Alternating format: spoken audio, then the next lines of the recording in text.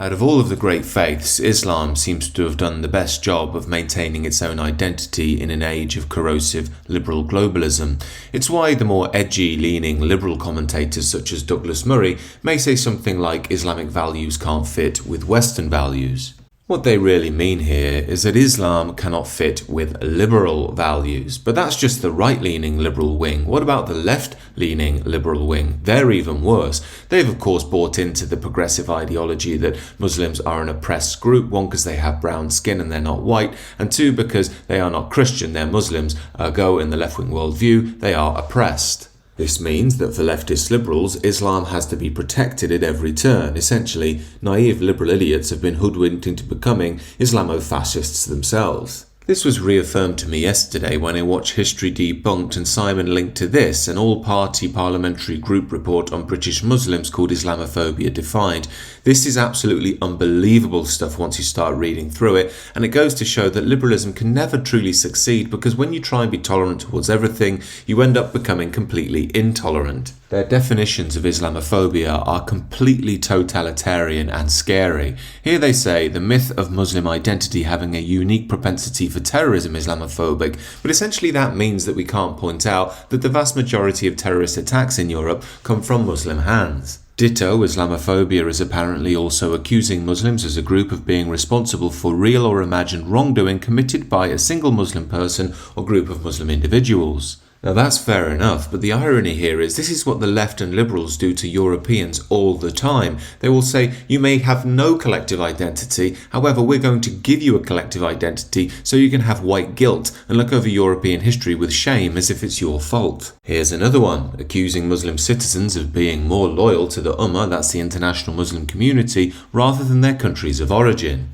Again, utterly insane, utterly totalitarian. Who on earth would expect Muslims to be loyal to Britain or Sweden or the USA or France over Islam itself? Here's another completely insane one, using the symbols and images associated with classic Islamophobia, for example, Muhammad being a paedophile, claims of Muslims spreading Islam by the sword or subjugating minority groups under their rule. They also go on to mention there that you can't accuse Muslims of being sex groomers, that's effectively silencing anybody talking about grooming gangs. But to the latter 2 points, Muhammad did marry a 6-year-old. That's just a fact. He consummated the marriage when she was 9, as I understand it. Now, are we just not allowed to talk about that anymore? The same with Islamic conquest. It was spread by the sword. Are we just not allowed to talk about history anymore? Does everything in Islam have to be utterly whitewashed by the liberal system? This report is absolutely appalling. It's effectively outlawing any criticism of Islam, anything which goes against the narrative that Islam is pure and good and may not be questioned. It is, of course, Islamofascism. Remember, this is coming from supposed liberals, people who were supposed to believe in freedom of thought and freedom of speech. Looks like that project didn't work out quite so well when you divorce it from your tradition. Now, you'd be forgiven here for thinking that the game is up,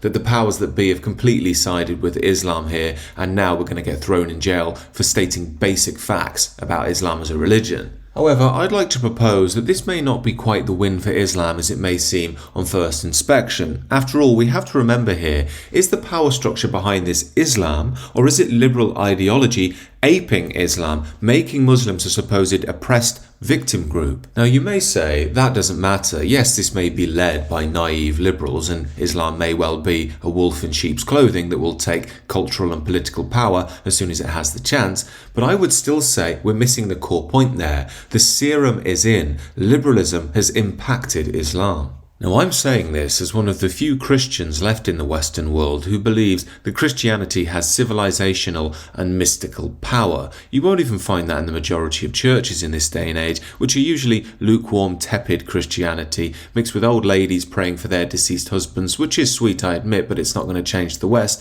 as well as the rest of the church, which has been overtaken by liberalism and LGBTQ ideology. This leads me to perhaps the most common criticism of Christianity from the right, a criticism that Islamists are going to have to contend with as well. I get it a lot on this channel actually from commenters, that Christianity is too weak, that it leads to liberalism, that Jesus is a hippie, or for some out there on the hard right are quite upset that Jesus was born a Jew. The latter point here misses the core of Christianity. They're making the same mistake as the Pharisees, funnily enough. They're too legalistic, they're too lost in the material realm, ignoring that Christianity is really pointing pointing to the total freedom of the spirit beyond any sense of form, any sense of the physical. It's actually, in my view, the great Achilles heel of the, quote, far-right in their movements. They often criticize Christianity and try alternative spiritualities and politics, but end up falling back into materialism. In symbolic language, that ends up being a disavowal of the Father, the symbol of the Spirit. If you fall back into materialism, you're stuck with Mother Nature in the material realm. In all initiation, masculine and spiritual, it's about breaking away from the hug of the mother into the freedom of the Father as we mature. But anyway, enough mystic babble from me for one day. The core point I'm trying to get at here is these criticisms that Christianity is too weak, that Jesus is a hippie, these sorts of things, these aren't really criticisms of Christianity. They're criticisms of liberalized Christianity. We can chart this back to perhaps the most famous anti-Christian of all time in the shape of Nicha. His famous criticism that Christianity led to a sort of slave morality for the herd. He promoted, of course, a will to power in which you fulfill your own destiny by stepping in to your own greatness. You become enlightened beyond the herd morality. Now, Nietzsche was an atheist, so you can't expect him to appreciate the symbology of the cross, that is, taking on the true brutality and horror of the world, being brutalized and beaten and murdered, only for you to transform in your death, to find total freedom, total order, total alignment with the Tao, as C.S. Lewis may put it. I will personally argue that that Tao is beyond the morality that Nietzsche is talking to anyway, but that's a topic for another video. The core point here is, why was Nietzsche making his criticisms when he did, after the European Enlightenment, when liberalism was born? You didn't get those criticisms before. The answer is because Christianity hadn't yet been poisoned by the twin material evils of money power and the will of the individual ego. It's because of this, I believe, Nietzsche misreads Christianity and instead prefers Islam. I quote, "The German aristocracy is virtually missing in the history of higher culture. One can guess the reason. Christianity, alcohol, the two great means of corruption. For in itself there should be no choice in the matter when faced with Islam and Christianity, as little as there should be when faced with an Arab and a Jew. One is Chandala, or one is not. War to the knife with Rome, peace and friendship with Islam. This is what the great free spirit, the genius among German emperors, Friedrich II, felt. This is what he did." It'd be interesting to see if Nietzsche still held to those views in, say, 50 years' time, when liberalism starts to impact Islam in quite a big way. That may be a question for future historians and philosophers, if of course we're allowed freedom of expression then. However, it's that militaristic, disciplined, quote, masculine image of Islam that appeals to many lost young men in this day and age tired of the soft feminine message of liberalism. This phenomenon is well symbolised by Andrew Tate, who recently became a Muslim. But it's a tricky one, this, because Andrew Tate in many ways is a symbol for Western decadence, materialism, self-centeredness and nihilism. Now this raises quite a big problem for Islam and the modern world. Despite all the bluster that Islam is in the ascendency and the confidence of many young Muslims, there is a quote from Nietzsche that they should be mindful of, and that is, "Be careful when you look into the abyss, because the abyss also looks back at you." To return to the report I mentioned at the top of the video, yes, the Muslims seem to have a lot of naive liberals fighting their corner, people like Wes Streeting and Anna Soubry. However, these people and their ideology tends to be a devouring mother influence. They stop true movements from really growing and want to see the world sort of nanny state of safety. Does this sound like the strong, masculine, forceful Islam that people like Nietzsche were speaking of and respected? It seems to me that Islam, with the message of Islamophobia, is getting weakened, liberalized. Did you see that in the creation of things such as Tell Mama? Tell Mama is a service where Muslims can go and talk of experiences of Islamophobia in the UK. However, look at the language here. It's weak, it's soft, it's feminine, it's motherly, it's woke, and it's Western. Further to this, Muslims, like most human beings, tend to have a propensity to enjoy seeing themselves as victims. It's a very, very poisonous temptation, that, for all of us, but one we should try and avoid. And that's because if Muslims buy into this victimhood ideology, that Islamophobia narrative, they implicitly become part of what's known as intersectionality.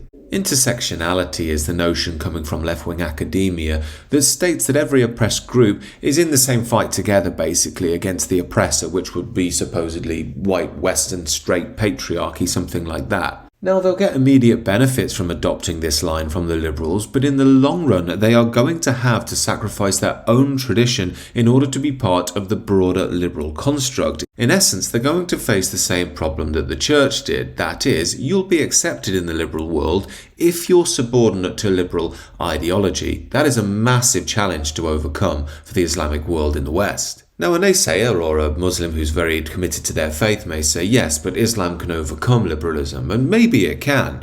But Islam doesn't face challenges from liberalism alone. There are other problems it's facing as well. As the Muslim world advances due to its material wealth, we are of course seeing the progress of its universities, of its cultures, as they integrate themselves with the Western model. Of course that means there's going to be a rise in atheism, a rise in scientific materialism. On the topic of wealth, given the absolute mountains of cash that Saudi and the UAE and Oman and Qatar have, you'd think that they'd be supporting their Palestinian brothers in their battle against Israel at the moment, but largely they are not. Why? Because they know that that would upset the global economic equilibrium, which again comes first for them now over their tradition. Again, on material wealth, yes, it's nice to have lots of money, but we should always be wary that lots of excess cash tends to corrupt individuals. We're seeing this now in Dubai, especially with the prostitution and so forth. What we're seeing then is a process of decadence occurring in the Islamic world already, before it's barely got going, and we can see that Islam is facing challenges on many fronts. This is why, in an era where it's easy to assume that Islam is in the ascendency, growing stronger with material and cultural wealth, while Christianity wallows in a stagnant puddle of liberalism, but I wouldn't be so sure. Islam is facing challenges on many fronts. And all the time, Westerners are realizing that our culture, our civilization is falling apart at the seams. That means people start looking for foundations, for history, for culture,